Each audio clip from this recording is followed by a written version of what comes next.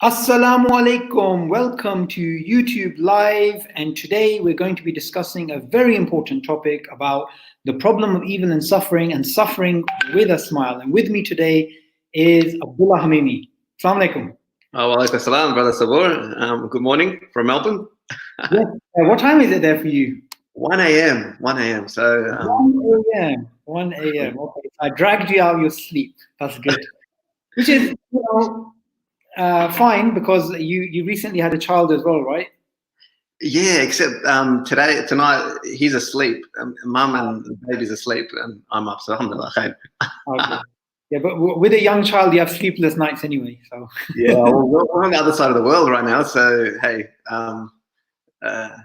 it's all right. It's okay. Alhamdulillah. Yeah, and so just as a little bit of a background, Abdulah Hamimi, he runs iEra Australia, and he's been involved in Dawah many years. And the most important accomplishment that he's had is basically telling me that I'm better than Hamza Sotsis.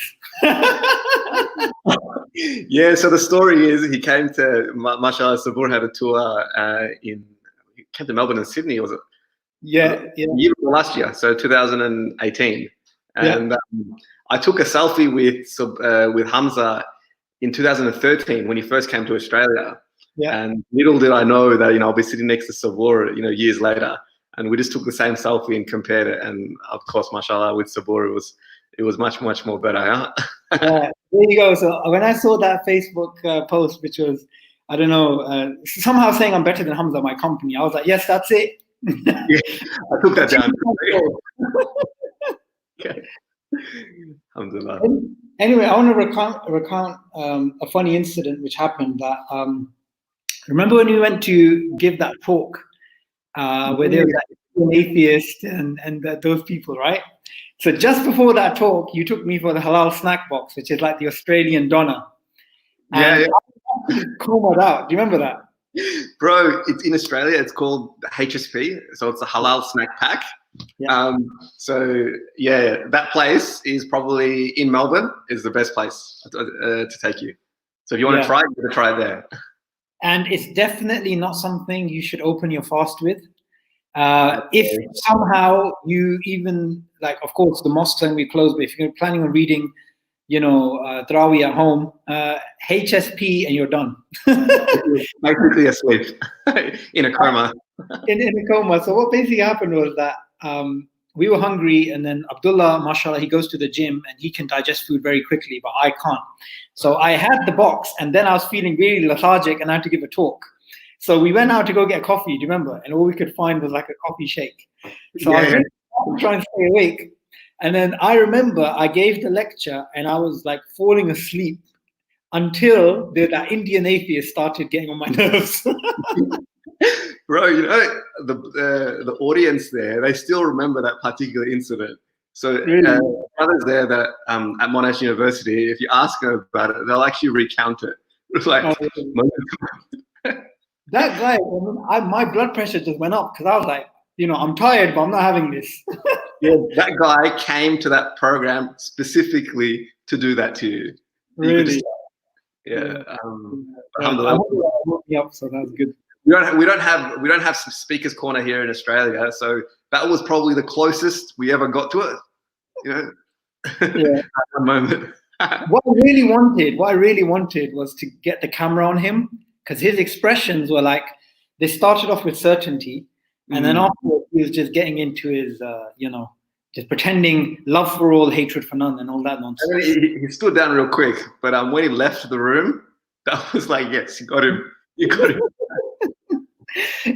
Okay, so I wanted to obviously speak about a very important topic right now, which is the problem of evil and suffering, the fact that life, we go through struggles, we go through pain. And recently you gave a very, I would say it was a bit of a paradigm shift for especially non-Muslims watching it, which is about the problem of evil and suffering. And I wanted to cover the content of that TED Talk through your own example. So for example, one of the things which I think is very important right now is even the most militant atheists, they don't have an answer to the fact that human beings are going through physical suffering right now, emotional suffering right now, financial struggles, and Islam has an answer while atheism doesn't. So that's what I really wanted to cover today. So to begin us off, could you tell us about your life prior to a particular incident that happened, and what happened, and how it sort of brought about a change in you? So it goes back. I feel like an old man telling this story. It goes back probably about, I think this will be the 11th year. I was, so you know my age now. I was 19 at the time. I just got into university, and we were working really hard. Mashallah, I was working in the family business. We had a medical center. My dad we were able to establish his first medical center, and so I was at uni full time. But at the same time, I was managing this medical practice of doctors and allied health professionals, and here I am. I'm just the doctor's son. Yeah, I have no qualifications. I'm just so alhamdulillah, we learned a lot of stuff on the job, and I was we were working long hours right at the start of the business, and dad was holding down the anchor, and I was pretty much front of house at the reception and getting all that sort of stuff done. And life was really good. Mashallah, everything was fine. I had my university was going the right direction. The material end of things was going well. Alhamdulillah, we were connected to the community as well. And then between my first year of that course, I had a really bad car accident. I used to drive home to work, which is probably about a 15-20 minute drive from where I am, and I used to do that 2 or 3 or 4 times a day, just because I pick stuff up, go back here, pick up my brother, all that sort of stuff. And I was driving, I just got my license a year ago, so I was just driving this little plastic car that my dad gave me at the time. And one day, driving back from work, it was actually a Friday, just before. It was just after. I think it was just after the Friday prayer. So it was later in the afternoon for us, and I was driving home, and I actually still drive past that place. I drive past that place literally 3 or 4 times a day still. And there was a particular intersection, and in that intersection, it was marked as one of those intersections that the government had identified as a high risk zone that they wanted to do something about, but they just didn't do it. Yeah. Anyway, I supposedly had a car accident there. I drove into a tree. It was a very sharp turn, and for whatever reason, they told me that, hey, I didn't turn on, and I went straight. My brother was in the car with me, and alhamdulillah, he was absolutely fine. I think he had a bit of a scratch on his head, but the bad news for me was that when my car, it was a 2-door hatchback, a Toyota Echo. I'm not sure what the equivalent is in the UK, but so I basically went straight into a tree, and my car just went like that, and it reflected, and it flipped. So it flipped in the air, and it reflected and landed on the ground, and my airbag didn't open up. Believe it or not, anyway, legal technicalities, but my airbag didn't open up, and so immediately my chest went straight into the steering wheel. My ribs collapsed into my lungs, and I also hit my head, and I fractured my spine in a few places, and so I was immediately unconscious. My brother at the time was, of course, sitting right next to me in the passenger side, and he was apparently totally fine, but he can't remember any of it. And so he calls up the paramedics. I'm literally maybe like 5 minutes from home. My parents come by, and my uncle comes by, and nevertheless, my lungs are being filled with blood at this time. And you've only got about 3 minutes from your last breath before oxygen in your brain depletes. And so your brain cells basically die from lack of oxygen. And so you had 3 minutes from my last breath. Meanwhile, my lungs were filling up with blood. So I was literally taking my last breath. Anyway, they told me that my face was totally like purple or blue, for real. And alhamdulillah, the paramedics came and they relieved me. So what they do is they puncture each side of your ribs to drain the blood out. And as soon as they do that, you just gasp for breath, yeah? Literally like gasping for breath. And a moment this way or that way, it would have been a totally different scenario. So nevertheless, fast forward 2 weeks later, I've been in a coma for 2 weeks. So I don't know, I haven't realized anything's happened to me. Last I knew that basically I was switched off for 2 weeks, if that makes sense. And I was in a coma for 2 weeks, and they did a surgery on my back, given that that was probably a pressing need. That what they told my parents at the time was that I had about a 5 or 10% chance of making it through. So they did spinal fixation in my spine. So basically nuts and bolts and rods to keep my spine intact. And that was, in case I was able to make it through anyway. So it was an emergency surgery. And of course I also had a bleed in my brain at the time. So there was uncertainty whether I'd be paralyzed. Well, actually, it was pretty clear that I'd be paralyzed, given if you looked at the MRI. But it was uncertainty whether I'd keep my cognitive faculties, because with the brain bleed, you just couldn't really tell until you come out for sure. So 2 weeks later, I came out. They took me out of the coma, and I'm in. It's almost like I felt like at the time, obviously heavily medicated, and part of the medication, part of the anesthetic was that it wipes out your short-term memory. So, and I've come to understand the wisdom to that now, because I can't remember any of it. And I drive past that scene of the car accident, that spot, that I know the exact tree, in fact, that I hit, and that tree is still standing, but I can't remember a thing on that day. And alhamdulillah for that. But I woke up 2 weeks later out of a coma, and I'm just sitting on a bed, staring into a light from above me, and suddenly I have people walking around me. I've got a bit of a medical background in terms of anatomy and physiology. I was studying physiotherapy at the time, so I picked up some words that they were talking about, and the nurses around me were mentioning a few things, and I was switched on enough to recognize something's wrong here. They came up to me, and my dad and my parents, of course, came up to me and asked me if I could move my legs. And I went like, "Well, really? Why are you asking me that?" And I tried to move my legs, and I couldn't. And I heard in the background something about spinal injury, and it sort of clicked at me at the time. Oh, okay. But I was so heavily sedated that like I couldn't really react, but it did register in my mind. And I remember my dad telling me, and he's a general practitioner, and so he told me about, okay, you've had a bad car accident. So he broke the news to me, and he told me that I'm paralyzed.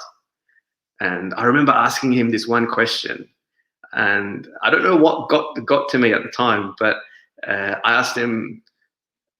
He told me, he tried to reassure me that everything will be okay. And I was awake enough to ask him, what about my quality of life? I said that at the time, and he just hugged me. And of course, it was a bit of a long journey. By the time I got out of hospital, it happened in July. I got out of hospital in December. That was through the rehab process, from the acute stage to the chronic stage, and I had to understand what this meant for me. At the time, I didn't understand things. I didn't understand that it's just, what is this? Is this permanent? Is okay, just not walking? There was a whole heap of other factors that I came to understand by experience. And I went from a life that was totally healthy. I had nothing to worry about, physically or financially or even socially. prime of my life, 19 years old, had everything ahead of me. And all of a sudden, quote unquote, I'm disabled. Yeah, I don't really like to use that term, but now what did that mean for me? What did that mean for my future? What did that mean for my present? And it literally threw a spanner in the works. And I had to comprehend this. And at the time, so many things are happening that you don't really have too much time to digest it. You just have to live it. And there was a lived journey that I had to go through, and then also an intellectual journey to understand all of this. And when you put all these emotions in there and the reality around it, and then you're trying to comprehend the unseen. Yeah, you're trying to think about your future, and in thinking about your future, it's stressful, right? I wanted to get married, have kids, have a future, have a career, do all this stuff, and suddenly, my life expectancy was cut by about 30 years if you look at the statistics, right? Literally in an instant, and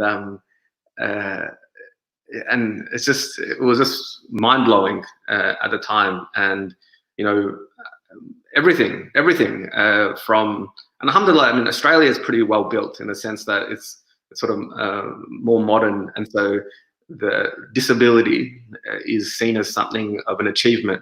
In a way, it's sort of celebrated. So it's not, it doesn't really hold you back. But anyway, I didn't know that at the time, of course.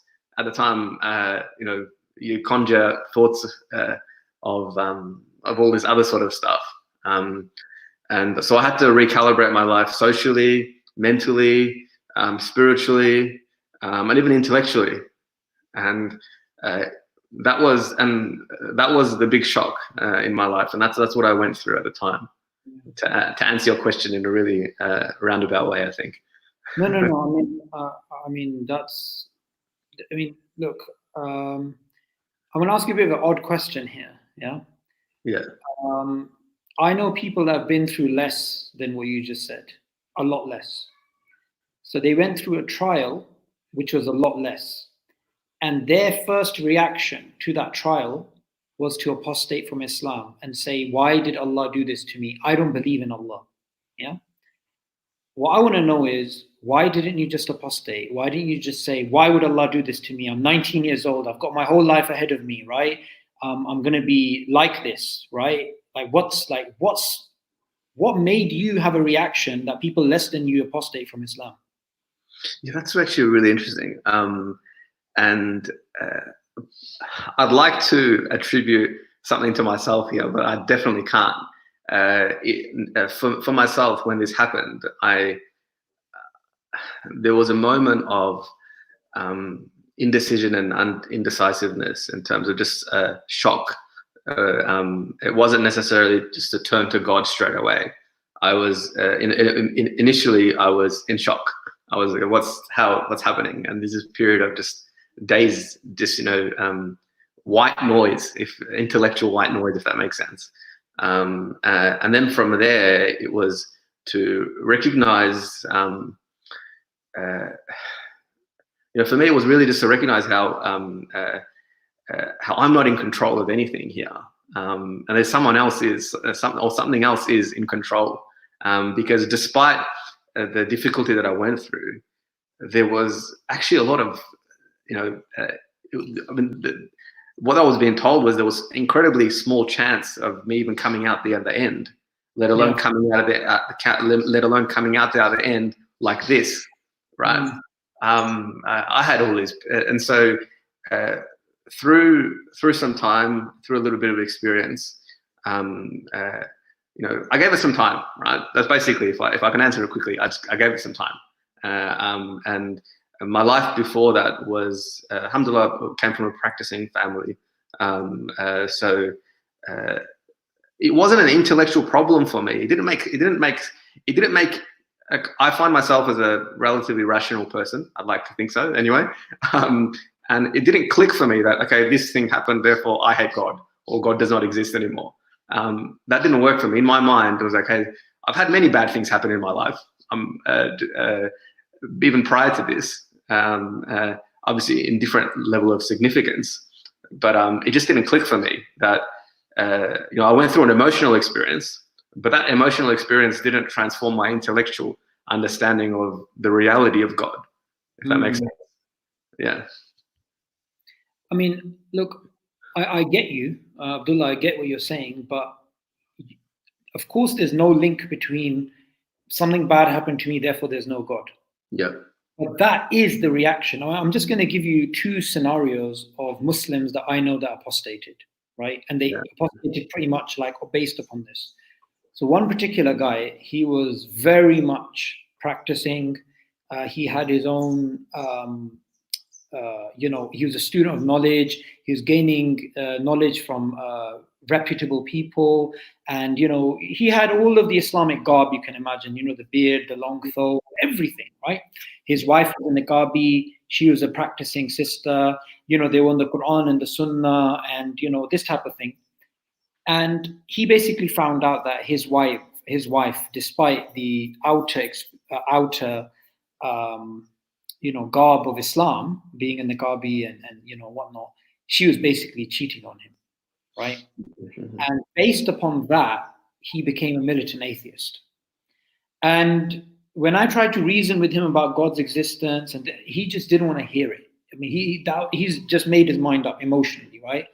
Another couple that I know of that apostated, they were like a loving couple, both practicing, both gaining knowledge together, the lovey-dovey, let's go to Al-Maghrib courses, let's go to Al-Kawthar, that type of people. And then they found out they can't have children, right? Because either the wife or the man, they were barren. So they both apostated, right? So I get you, Abdullah, that, that logical, there is no logic between why did Allah do this to me to, God doesn't exist, yeah? But how did you manage not to do that? That's what I'm trying to get to. I want to know, how did you fight off that emotional passion, that pain that you were going through? Instead of directing it against Allah, you sort of just absorbed it. I want to know, what's that shock absorber inside you? How did it happen? So it's really stripping away the emotion and thinking about it intellectually, right? Because this whole problem, this philosophical problem of the problem of evil. Like guys like Richard Dawkins, guys like Sam Harris, guys like Christopher Hitchens, they love this argument, right? They love this argument that all these bad things happen. Why do people be born with AIDS and cancer and all these other bad things? Yeah, probably even more significant than the situation that I went through in comparison. And this is almost to scapegoat. Yeah. So that what kind of omnipotent being would do such a thing to his own creation? And so it's got a lot of emotional appeal. And I think when approaching this discussion or approaching this sort of thing, it needs to be done with compassion, right? Because when people go through really bad experiences, I find that for myself, what was one of the worst things was when people were trying to explain why this is happening to me, right? And I knew for myself, it was demeaning to tell someone telling me, in the moment, right? But when we strip away that emotion and you think about it really rationally, and you break it down, it makes there's a lot more answers to those questions. And so the problem, the philosophical problem, more or less, is that if God is all merciful and all powerful, why does He allow evil or why does He permit evil to happen? Because if He is all good, well, then he doesn't like evil, and if He's all powerful, He's able to repel evil. And if evil exists, well, maybe He's not powerful and maybe He's not good. Therefore, God doesn't exist. Now, it doesn't logically follow, right? The argument doesn't logically follow that if there's good and if there's evil, therefore God doesn't exist, right? In our understanding of God, God is as the creator. Yeah, and so this discussion is independent of whether good or bad exists. Anyway, I think this issue is that in the Islamic theology, I found that that there was an answer to this.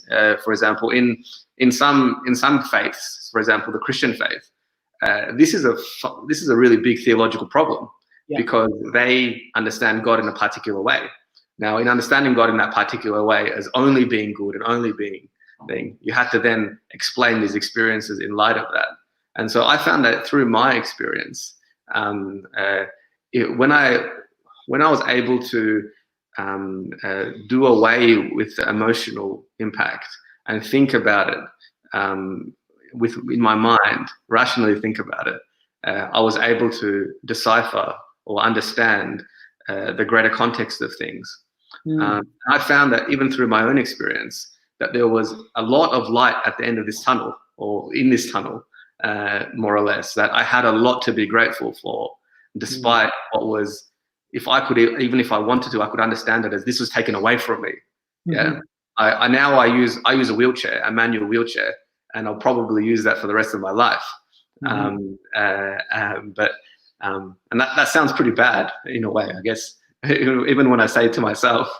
But I found that there was incredibly a lot to be grateful for, and that there was so much that I had to see in my life, and in doing that, I was able to, and then of course I encountered a lot of these philosophical arguments, and so I encountered Dawkins' argument, and this was really popularized in the 2000s or something like that, or after that in the 2010s and that sort of stuff.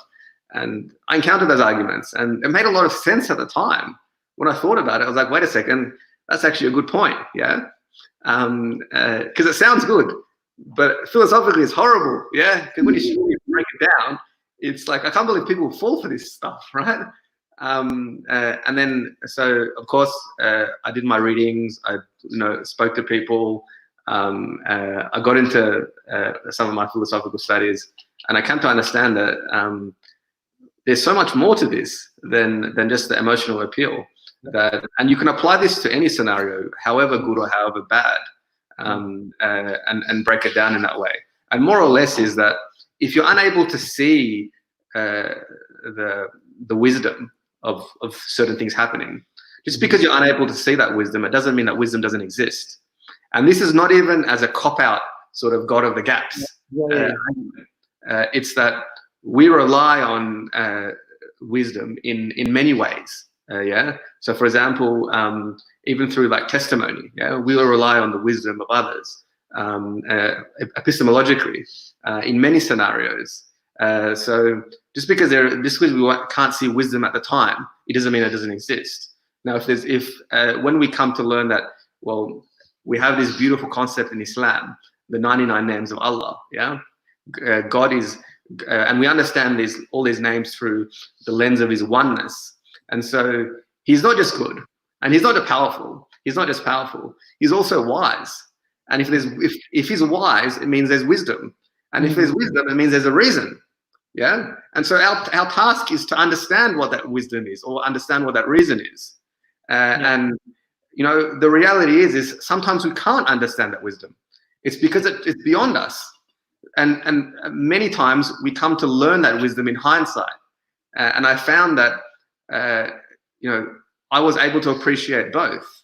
I could like, looking back now, I'm 10 or 11 years, I think on July 11th, it'll be the 11th year. That happened on July 11th.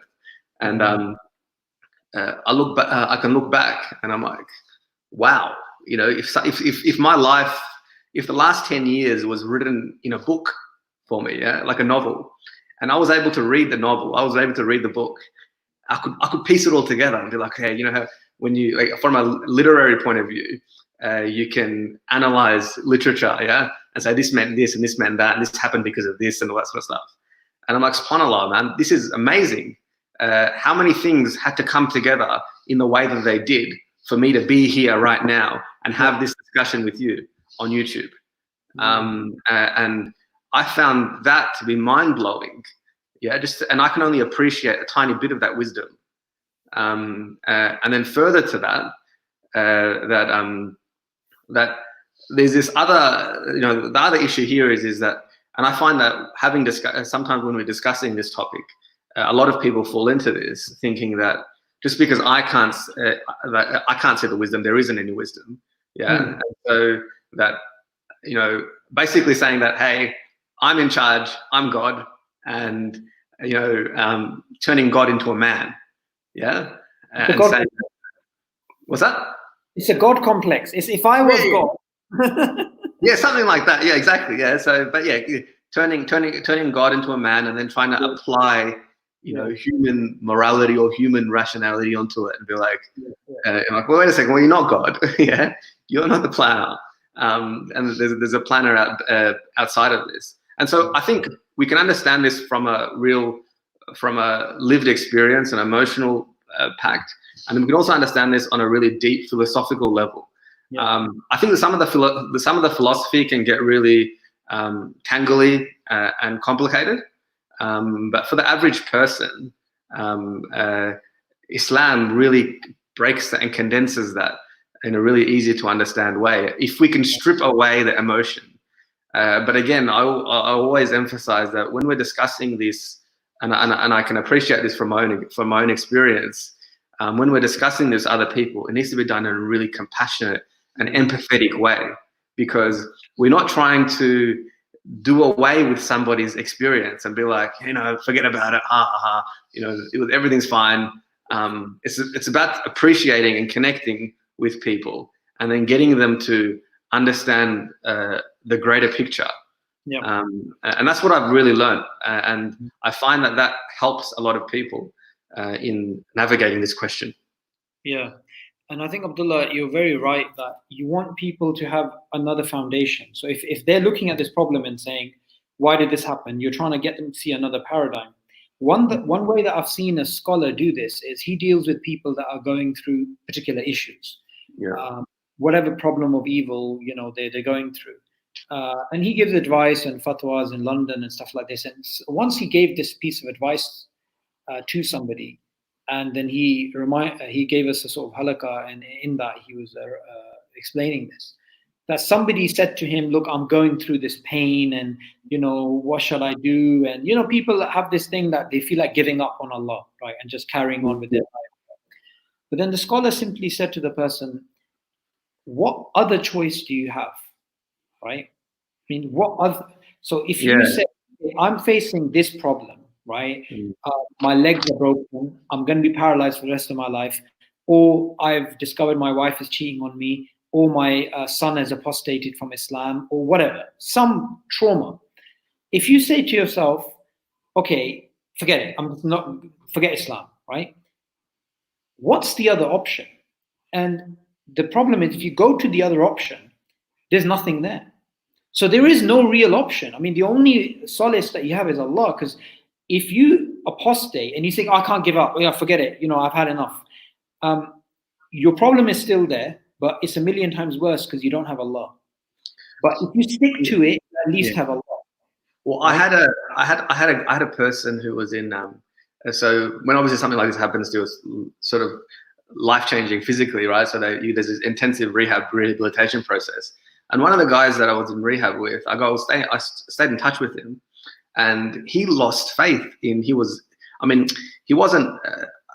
non-practicing Christian, yeah, as most of them are.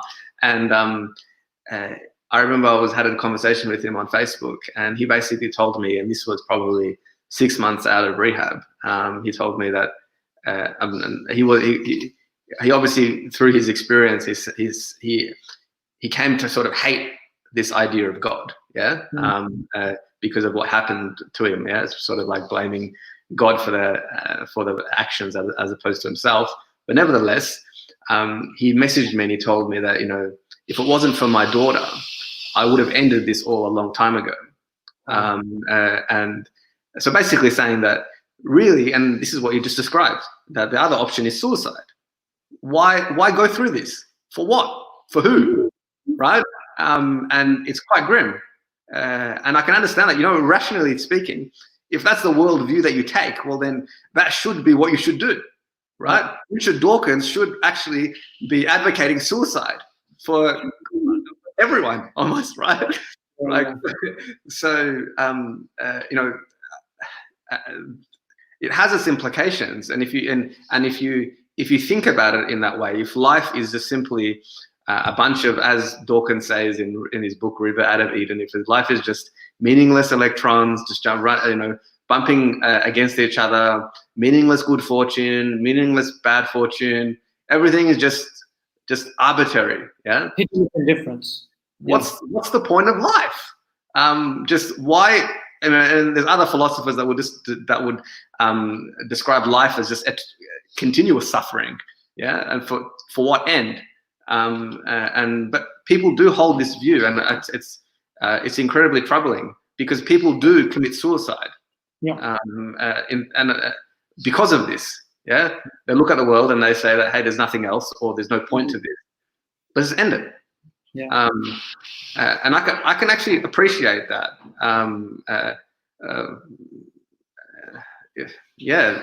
Follow. Because you have no other option. I mean, this reminds me, like, when it comes to atheists, right? And they use the problem of evil as an avenue to get people to disbelieve. But once someone does disbelieve, they don't have an answer. It's not like you say, Abdullah, right, I'm not going to believe in God anymore, and then your legs start working. You're still facing the same issue. Yeah. You just don't have any, you just don't have any belief, and it's a million times worse. Now, this kind of reminds me of, it just escaped my mind, actually. So when it comes to a particular issue that you're facing, any problem that you're facing, any issue that you think is really, really horrible, really, really bad and whatnot, if we take the prophetic advice of looking at people that are less than us, people who have less than us, you will find even in that situation, there are people who are going through much, much worse things, right? Yeah. So, and that automatically makes you feel a lot better. Right, and if you always look at people who have more than you, then you don't get to see that. It reminds me of a friend who he has this disease which is eventually just going to kill him. It's just a number of years now, and slowly his body is shutting down, and his muscles and the connection between the brain and the muscles. So his whole system starting to slowly go down. And he's a young guy, not an old guy. And, he has patience, he has hope in Allah, he has trust that the real life is the next life. And we're just very close to, death. Death is just a moments away, whether you're healthy or not healthy. He has all these things, but still he felt a lot of anguish, right? So he was sitting in a masjid, and, he had, he's going through a bit of pain, and he was also just thinking about life. And he happened to bump into a brother, and the brother basically, said to him, "How are you? How's this?" And they started talking. And the brother, he didn't mention his own problem to the guy. He didn't say, "I'm going through this pain." He kept it between him and Allah. But the other brother, when he was sharing it, he said, "Look, I'm going through my own struggles. Basically, I have HIV, right? And without realizing it, I passed it on to my children, and through childbirth, and basically that type of thing. And it was just a complete accident, something like this, right?" And then that brother who's going through this problem, his problem became so trivial compared to this whole thing. And that's the power of Islam. Yeah. And this is why I always try and when I'm speaking to atheists, I always try and get them to understand that, look, at the end of the day, all of us go through good, all of us go through evil. There's no such thing of somebody who always goes through good. Everyone goes through good and goes through evil. And at the end of the day, there is a real life at the end. There is a real life at the end, and all of the suffering and the pain that we go through, it will eventually lead to the real life, right? And it doesn't matter if you go through evil. I mean, there's one philosopher who comes to mind, Arthur Schopenhauer. And he's an atheist philosopher, and he said, all of us, we have a quest for meaning.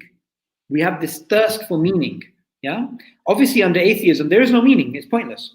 But he says there's two reasons why people quest meaning in their life. The first is suffering, which either you're going to go through suffering in your youth or you're going to get through suffering in your old age. But you're going to get it eventually. Yeah. The second is mortality, that eventually we're going to die, right? These two things, they lead to the human being really asking the question, what's it all for? What's it all mean? What's the point of everything? Yeah. So I always try and teach people, look, at the end of the day, atheism has no answer.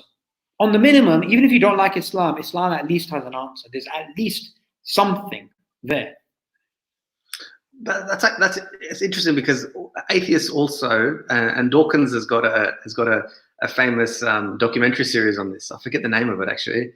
What's that? The Unbelievers. Is that one? That's what it's called? I was going. Yeah, it's been a while since I watched that. So he goes to a Christian. He goes to a Christian group, and he also goes to like a Buddhist monastery, and he tries to.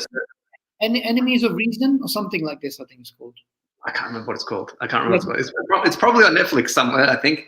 Yeah. I don't recommend watching it, but anyway, since we're talking about it, and he goes to he gets to see what how other people sort of understand purpose in their life, right? And of course, from his point of view, he sees it all as meaningless, yeah. But he doesn't say that. He doesn't say you guys are just all wasting your time. He ends up concluding that you can bring any purpose. You can bring any purpose into your life, yeah. It doesn't matter, even if it's not true. And so, but it just so happens that you look at it from the lens of atheism, yeah. And so that purpose is just sort of, and from a business point of view as well, they say people are driven by certain purposes, and you've got to create that sort of culture in your organization. And so that's what they do sort of understand a sense of purpose. And I've heard people say that, hey, my purpose in my life is to advocate for people with disabilities. Yeah, sort of a subjective sub-purpose in their life, as opposed to seeing it from the grand scheme of things. And so I think, I agree. Fundamentally, they're just sort of attributing a level of purpose to their life, but not recognizing the ultimate one. Yeah. And that's I think that's a coping mechanism because of that void that atheism creates. Yeah. That they need to, at the end of the day, they do need to attribute some purpose. Yeah. Even if that purpose comes from themselves, and even if that is just temporary. Yeah. So. And the thing is, look, during this really difficult time, under atheism, the only thing you can really do is ignore the issue. Once someone's already an atheist, then you can't really help them. There's a story of a man who he left Christianity and became an atheist for a very long time, and then he was with this bunch of atheist friends for many, many years. Later on in life, he was diagnosed with cancer. Cancer started spreading through his body, and he was in a very bad situation. So he turned to help and advice to his friends, his atheist friends. And he said that, before, when they were all out jolly, laughing, joking, the purpose of life, let's have a disco, that type of thing, yeah? They didn't really know how to react to him giving this news, yeah? So they just tried to ignore him one by one. And then he went back to the church that he left 20 or something years ago, to the same pastor that he rejected. And they opened him with welcome arms, because ultimately, if you're an atheist, if I'm an atheist and you're an atheist and this happened to you, what am I going to say to you? What am I going to say? If you're a Muslim, I'm going to say, well, at the end of the day, this was unavoidable because everything in your life is decreed. Yeah. When I went through a particularly very difficult time in my life, when I was in university, and people go through their difficult struggles and whatnot, I was really going through a lot of pain. And when I read about qadr in Islam. The fact that if something is decreed for you, it will hit you, regardless of what you do. It's impossible to avoid it. That made me feel like a mountain was taken off my heart. I literally felt there was a mountain on my heart that was pressurizing me. But when I learned that, because it was just like, okay, whatever happened to me, it was just meant to happen. Just purely meant, right? So that is just so, so, so empowering. Now, sorry? Yeah, continue. No. You're about to say something. Yeah, so I think what that highlights is that, because let's be honest, practically nobody does that, right? Nobody goes to a hospital and tells someone who's just undergone some pain and suffering or a life-changing event and say to them, "Hey, bro, bad luck, too bad. This doesn't mean anything anyway. So what you're feeling right now doesn't matter, right?" Practically no one actually does that. Yeah. Irrespective if you're an atheist or not. Now you can say, "Oh, okay, I'm just being nice" or whatever, but realistically, this is where I think one of those intellectual conclusions of atheism doesn't actually manifest in real life. It just stays as an idea. Yeah. Just because imagine you actually lived your life like that and you treated people in that way. That would actually be horrible. Yeah. And they don't. So it's all cool being an atheist up here, but when it comes to actually, understanding real life and applying it, I don't see that happening at all. In fact, I've never seen anyone do something like that, even though they have all the intellectual reason to do that, based on their understanding of the world. Right? Yeah. It would follow that it would make sense that if you believe the world was meaningless and that all these experiences are fundamentally meaningless, then follow that up follow that up with your actions as well. Yeah, and definitely, it kind of reminds me of like one benefit that I see of suffering, which I think applies across the board to Muslims, whether they go through large suffering or small suffering, is that it helps you love the dunya less and love Allah more, right? Because when you're healthy, you're more likely to be deluded by the supposed eternality of this dunya. You think things are going to go on forever, things are fine. I was listening to a talk of Hoblos, Sheikh Muhammad Hoblos, a good old Australian preacher. And he is very fiery and he gives examples. And he gave an example in Sydney or Melbourne of one of the brothers who was basically, he was on coke and he was basically sleeping, like he was having sex, right? And he actually died while he was on coke and while he was actually having sex. He died in a state of zina, yeah? And that really shook me because I was like, oh my God, like, what is that? Now, going back, imagine if that guy went through some pain, some trauma, something, and it just made him just think, this life, how short is it? The real life is the life of the hereafter. Yeah. So it makes you love the dunya less. I think the problem of evil makes you love the dunya less, and that's something everybody can learn. I think, it definitely drives home, and I appreciated that in my life, that it sort of detaches your from like this whole limited, ephemeral nature of the world. You get to understand your positionality in this whole universe in a way, right? And that you come to understand that that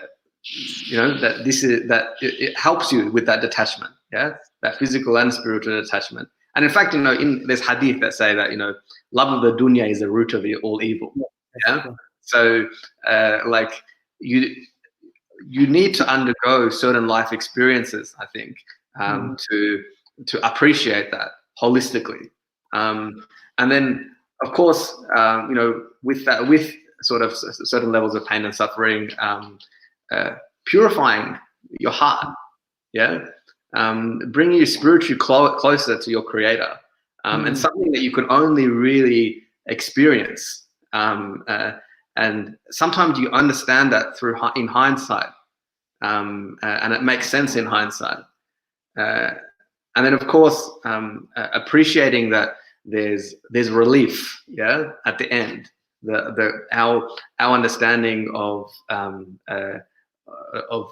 Jannah, of paradise, of the next step, yeah, that this experience is all considered in that next step, and then of course, even with that, we have different hadith that go and explain that certain pains and certain experiences of pain and suffering gives us martyrdom. Yeah. So how empowering is that? It gives you that contentment and that solace in your heart that this is all leading up into something else, and this isn't just for nothing. That I didn't go through all this just because of, hey, whatever. That I'm gonna have a certain position or a certain status in the hereafter.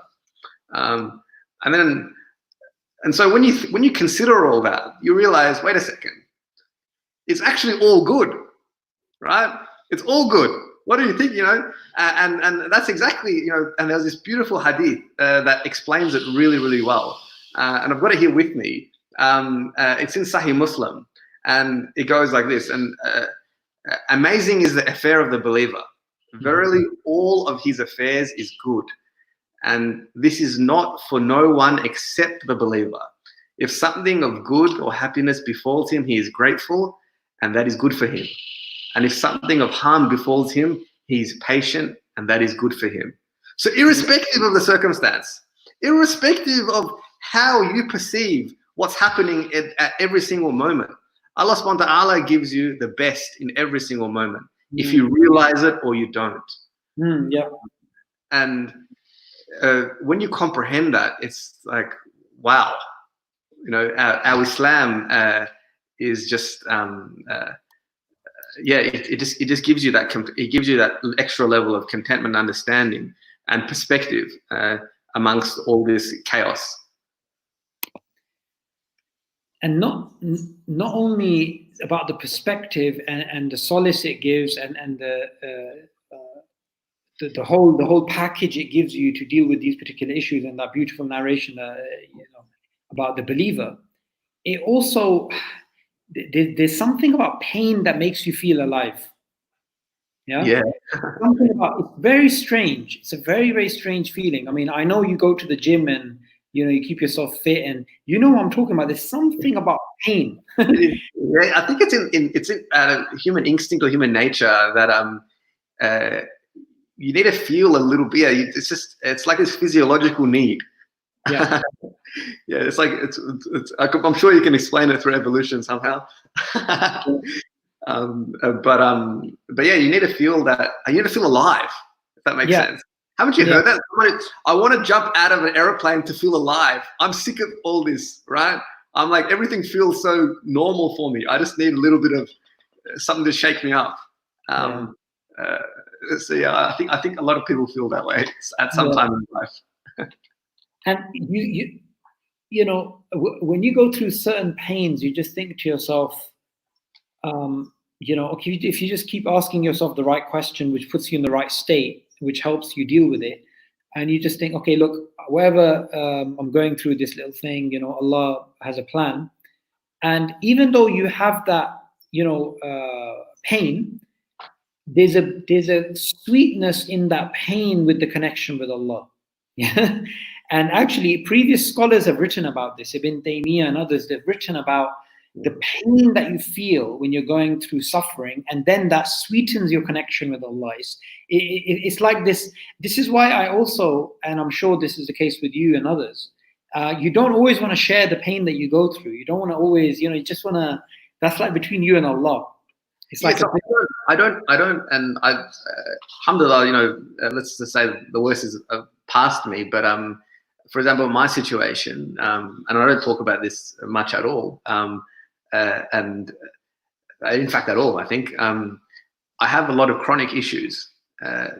So the disability, yes, I'm sitting in a wheelchair and I move around like that, and it looks all nice, yeah.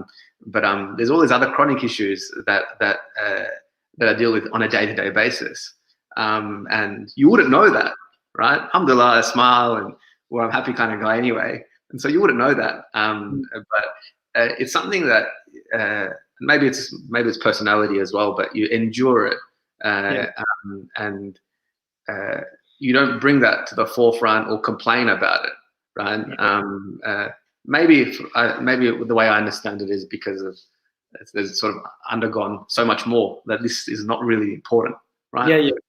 This is part of my life, like big deal. I can do this, even though some people, I would think that some people, even one of those chronic issues, would just be like, "Oh my God, right, this is huge."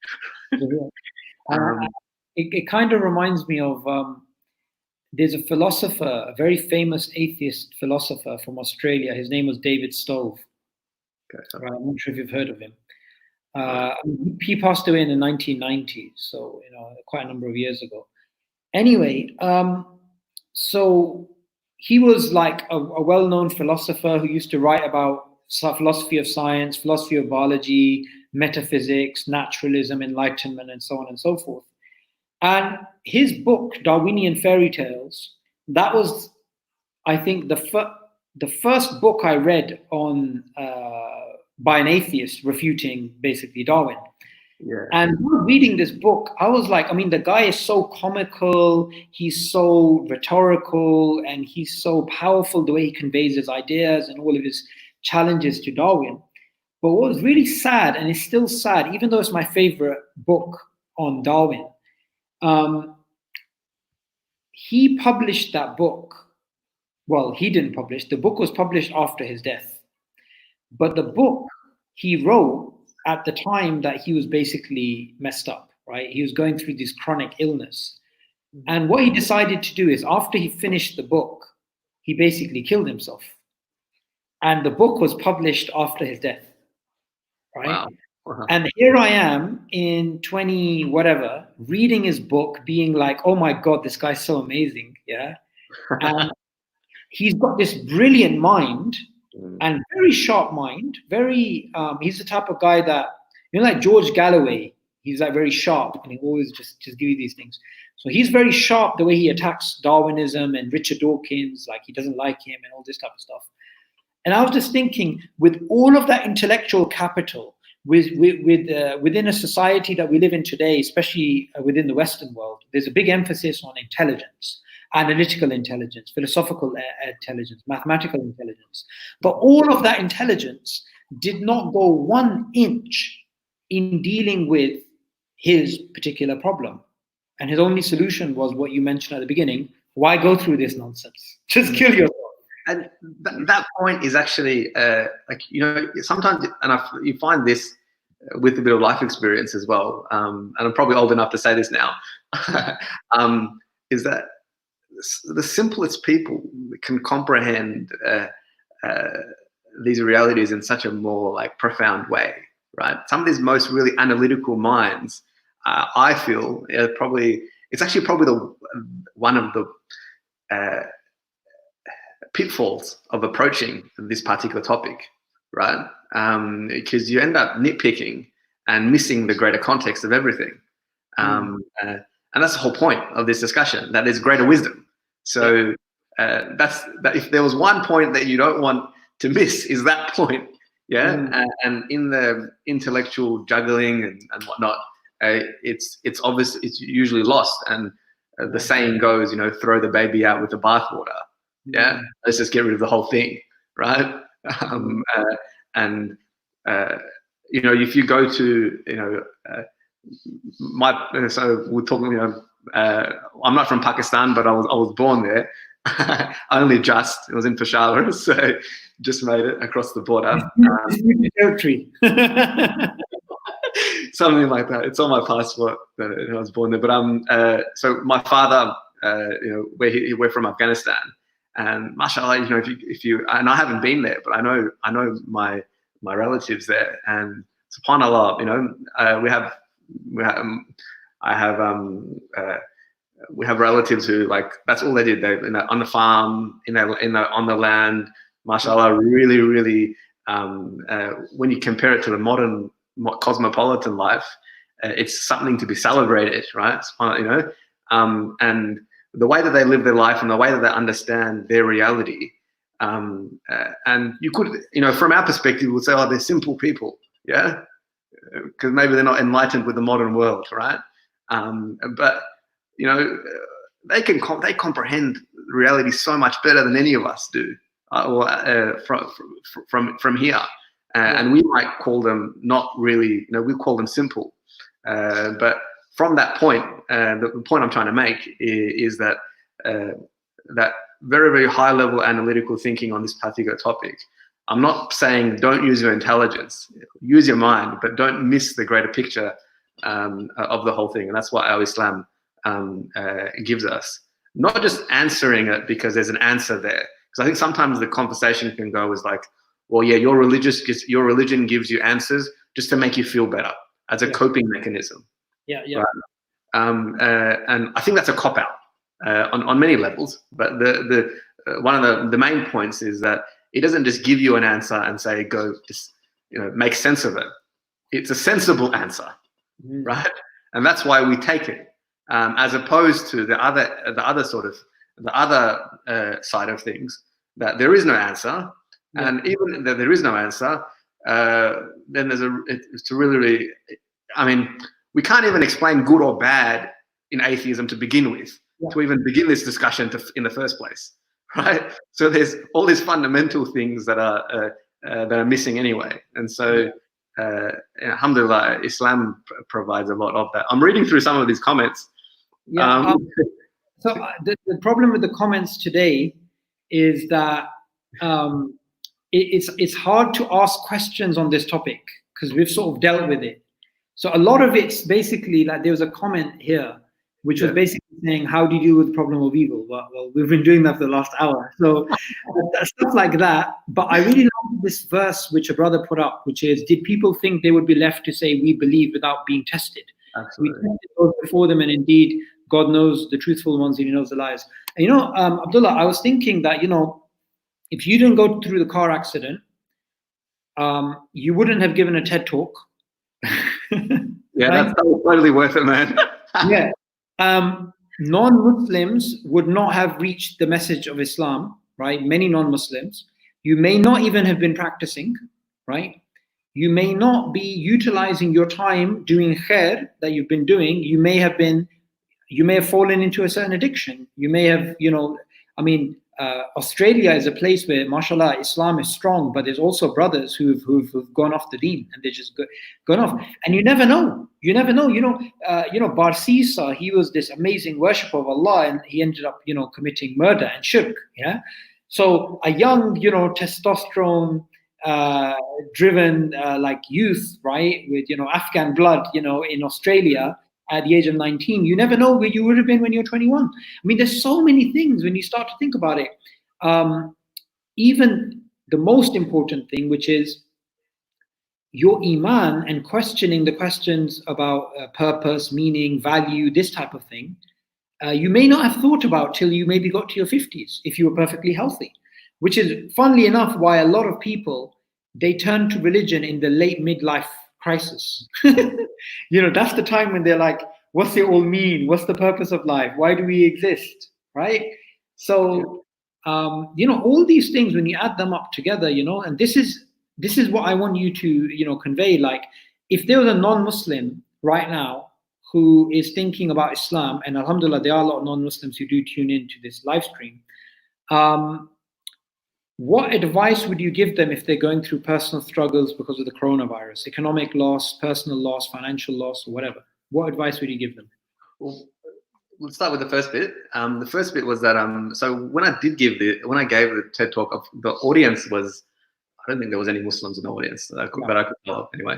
And a lot of people that came up to me was like, hey, I never thought of that. Yeah, I never actually thought of it that way. And it was a little bit surprising. I was, really? You didn't question? But that really drove that point home, is that a lot of people don't think of it in that way. Yeah. And so all I did was convey the Islamic, unpacking it from an Islamic perspective, without really making it very explicit, because the TED platform is quite secular liberal, that I found. And so you had to couch the language in a sort of a neutral sort of way. And you watch it, you realize that I don't actually say, I can't really say Allah or God or anything like that. The language is a little bit like that. But the message that I give to anyone out there going through any difficulties or struggle is one of solace and hope, that there is meaning behind your experience. There is a being behind this experience, in charge of everything. And you're not there alone. What you're going through and undertaking at the moment, there's good within that, and you'll come to realize this. You will come to realize this. If it's not in the moment, this is only temporary.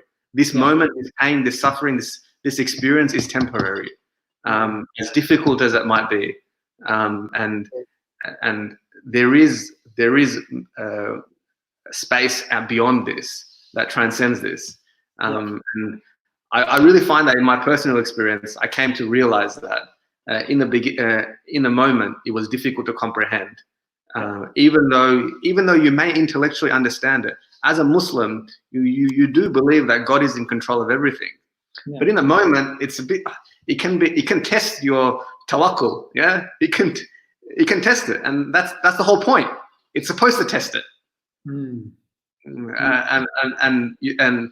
that's the message that I'd give, that there is hope, and that there is space beyond this, and what you're going through now has meaning.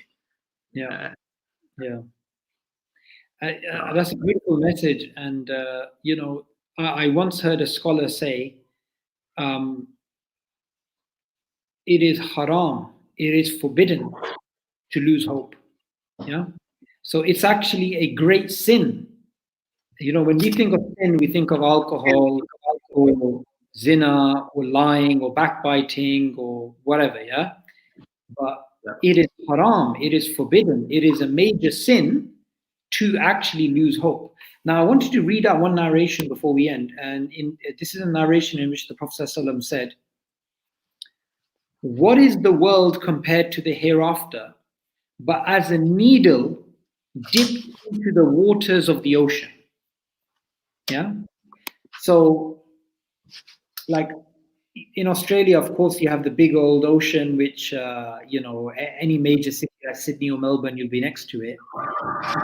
That endless ocean and ocean and ocean and ocean, and you dip in absolutely nothing. So, like you said, it's all temporary. It's all something which, if we have hope, it's all going to end soon anyway. So, regardless of whatever we're going through in life, there's hope at the end of the tunnel. So I really love that message. Thank you for joining us on the problem of human suffering and smiling through it.